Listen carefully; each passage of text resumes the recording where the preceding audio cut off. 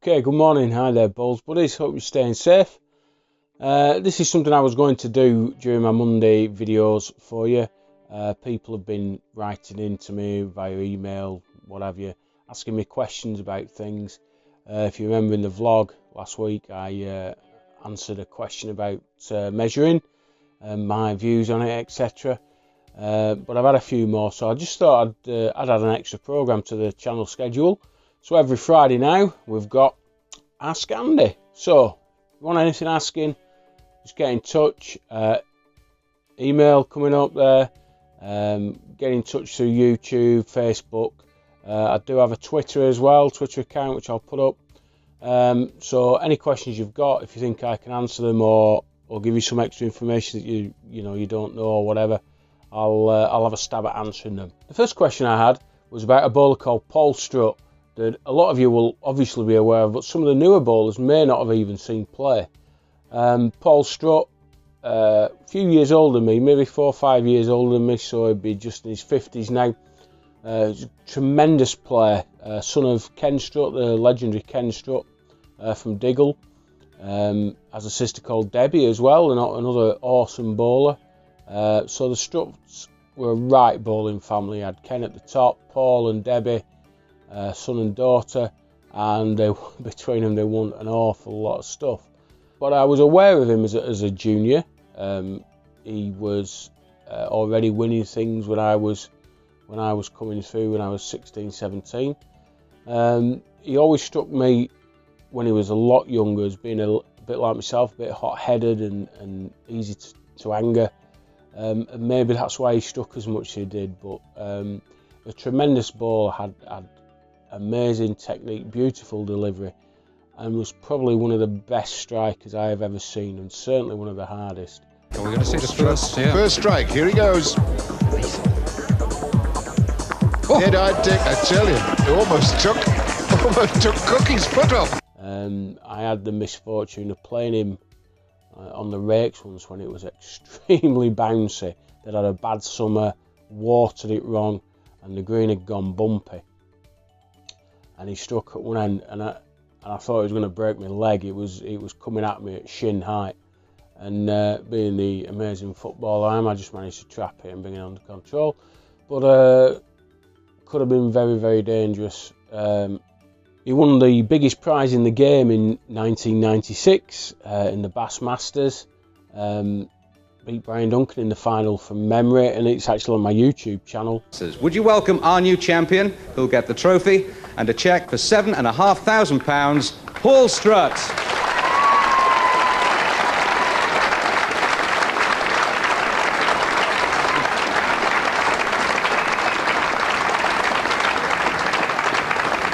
Well, you weren't too talkative beforehand, and we understand why. Now, what are you going to tell us?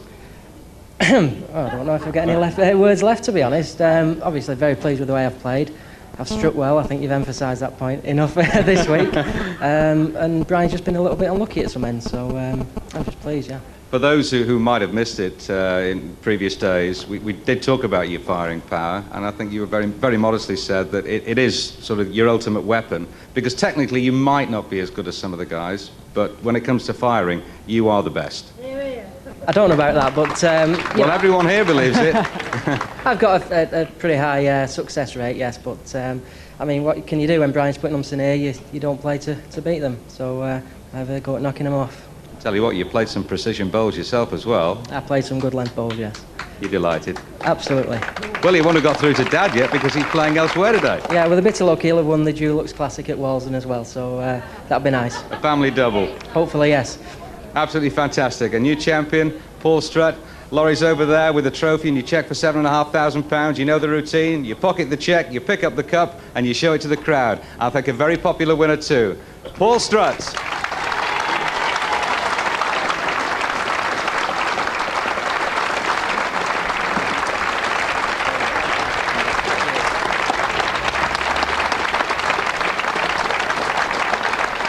He was awesome.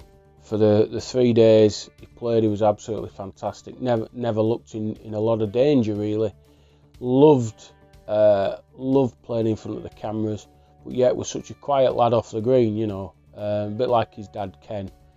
although he did run up after bowls and he wasn't, you know, very flamboyant, but he was an extremely competitive player, very hard to beat. You had to really get stuck into beating. And a lot of people think he just packed in as soon as he won the Bass, but he kept playing for a few more years, and his last games for the county were in 1999, Great Manchester County player, and then packed in. 1999, packed in, decided he was going to devote his time to work and family, and he was a surveyor from memory, and he became a director at Bardsley Construction, and I think he spent most of his time bringing the kids up, working there. Unfortunately, the Bardsley Construction Group went into administration, I believe, in December last year, so I've no idea what he's doing now, or what he's up to, whether there's any plans to come back to bowling or not, but I'm sure he'd be very welcome back into the Crown Green family. Okay, the next question I had was from a lad from Accrington that you might know, Craig Rammell, and he was basically asking about the move of the Champion of Champions from the Waterloo to Heaton Park, and whether that had caused any controversy amongst the other counties. The Champion of Champions started in 1974 and has always been played at the Waterloo, so it is quite a departure for the BCGBA to move it to Manchester. I believe that the greens that they have there are rented. I believe they're having to pay a yearly rent, so it's no surprise that they're taking that event there. It wouldn't surprise me, just like the FA had to do when they played absolutely everything at Wembley once it had gone rebuilt, whether the BCG go down the same line. Maybe the Champ of Champs, maybe the All England, there's 2 greens there, don't forget. Maybe even the county final, who knows. I don't know whether the greens are going to be used for, you know, normal club bowling. If that's the case, they're not going to be used a lot.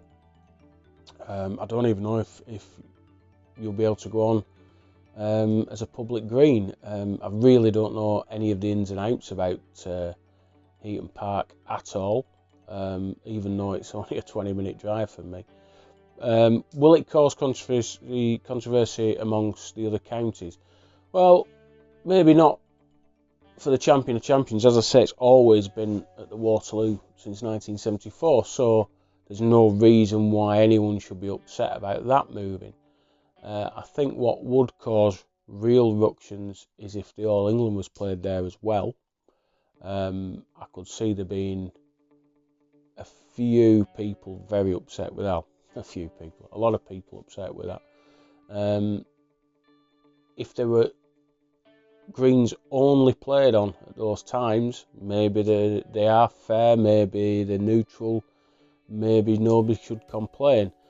But is Manchester in the middle of the Crown Green world? Possibly not.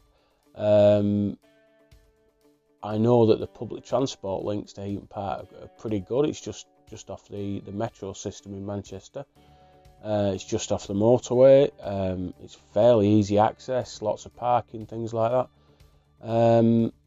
But you'd have to go into Manchester if you wanted to stay over. I mean, there is a one of these Premier Inns further down the road, but there's not a lot else there. So it could be an expensive do. Not like when you go to Blackpool, nice, cheap and cheerful, make a weekend of it. How many would do the same when it's held at Manchester? I really don't know.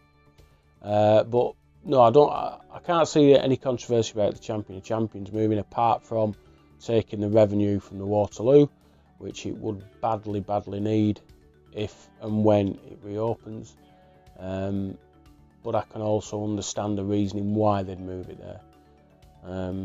So hopefully I've sort of answered the question. Basically, no, I don't think it will.